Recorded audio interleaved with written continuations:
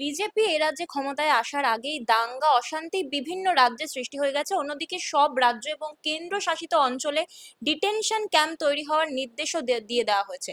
Supreme কোর্টের তরফ থেকে বলা হয়েছে যে এইবার না হয় ভোটটা নাই দিলেন, তারপরে ট্রাইব্যুনালে যদি আপনারা আবেদন করেন, সেক্ষেত্রে আপনারা আবার আপনাদের ভোটাধিকার ফিরে পাবেন।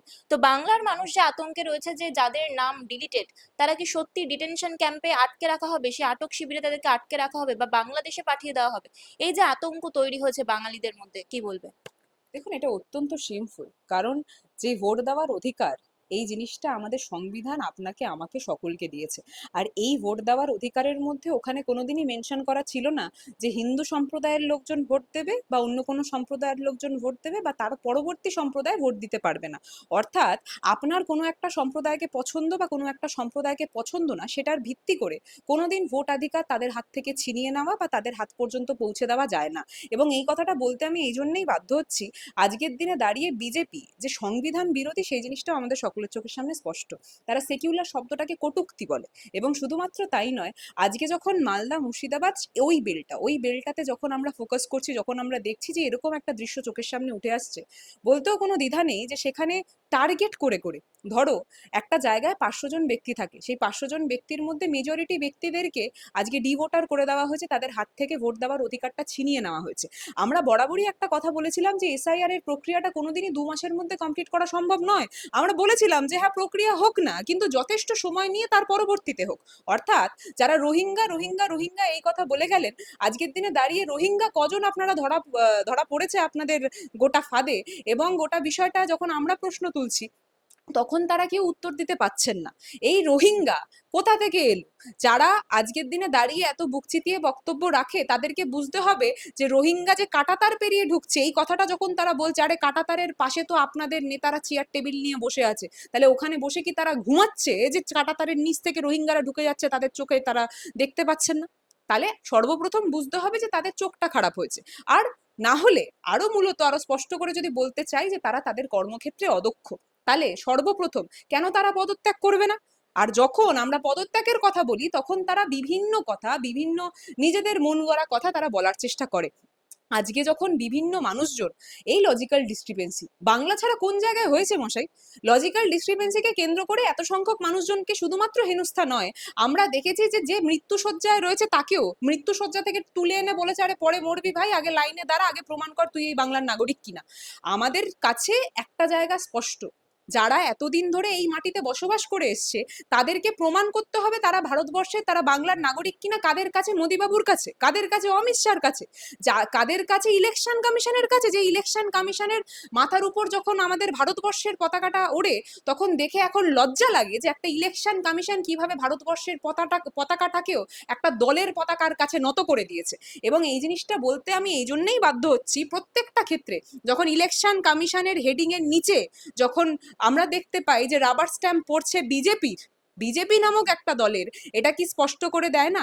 যখন আমরা দেখতে পাই যে টার্গেট করে করে হিন্দু মুসলিম বিভাজন করে মুসলিমদেরকে আমাকে একটা জায়গায় নিয়ে যেতে হবে, তাদেরকে ডিটেনশন ক্যাম্পে নিয়ে যেতে হবে, সেটাকে টার্গেট করে এই গোটা চক্রান্ত করা হয়।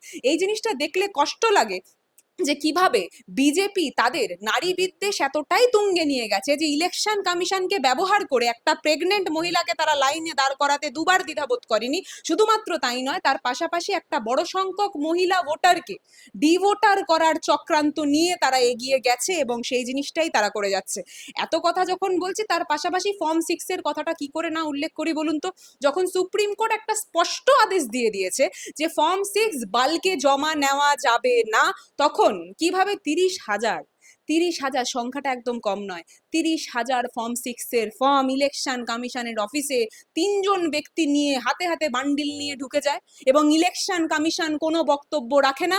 যখন সেটা ধরা পড়ে আমাদের সকলের কাছে, যখন আমরা গোটা বিষয়টাকে ধরি, তার পরবর্তীতে যখন আমরা আমরা চাই সিসিটিভি ফুটেজটা আপনারা তুলে ধরুন, আপনারা দেখান, তখন তারা মৌনব্রত পালন করে, তখন তারা কোনো কথা বলে না।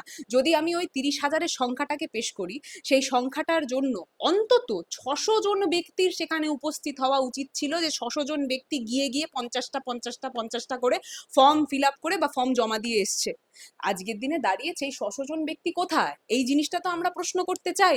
শুধুমাত্র তাই কেন, যারা প্রত্যেকটা বুথে ওয়েব স্ক্রিনিং এর কথা বলে, তারা কেন একটা সিসিটিভি ফুটেজ দেখাতে এত দ্বিধাবোধ করে? এই প্রশ্নটা যখন আমরা করছি, তাহলে কোথায় ক্ল্যারিটি? আমরা প্রথম থেকে বলেছিলাম যে হ্যাঁ, আপনারা রোহিঙ্গা যেটা চিহ্নিত করতে চাইছেন, রোহিঙ্গা চিহ্নিত করুন, তার পরবর্তীতে রোহিঙ্গার নাম ডিটেল সবকিছু পেস্ট করে দিন। ক্ল্যারিটি চাইছেন তো, তা সেই ক্ল্যারিটিকে কেন্দ্র করে যখন এই প্রশ্নটা আমরা করছি, সেটার উত্তর দিচ্ছেন না কেন? যখন আমরা এই কথা বলছি যে এত সংখ্যক আন্ডার অ্যাডজুডিকেশন, কোন ভিত্তিতে হলো? যাদের বাবা মার নাম 2002-এর ভোটার লিস্টে ছিল, সেই বাবা মাকেও আপনারা আন্ডার অ্যাডজুডিকেশন ফেলে দিয়েছেন। কোন ভিত্তিতে ফেলেছেন সেটা প্রমাণ করুন। একটা পরিবারের মধ্যে আমি আন্ডার অ্যাডজুডিকেশন নেই, আমার মা আন্ডার অ্যাডজুডিকেশন, এটা কি করে হয় সেই জিনিসটা প্রমাণ করুন। যখন এই প্রশ্নগুলো করছি, তখন তারা চুপ করে বসে আছে। যখন রোহিঙ্গার প্রশ্ন করছি, ইলেকশন কমিশন বলছে আরে রোহিঙ্গা পকড়না তো মেরা কাম নেই, তো কিনকা কাম হ্যাঁ? বিজেপি কা কাম হ্যাঁ।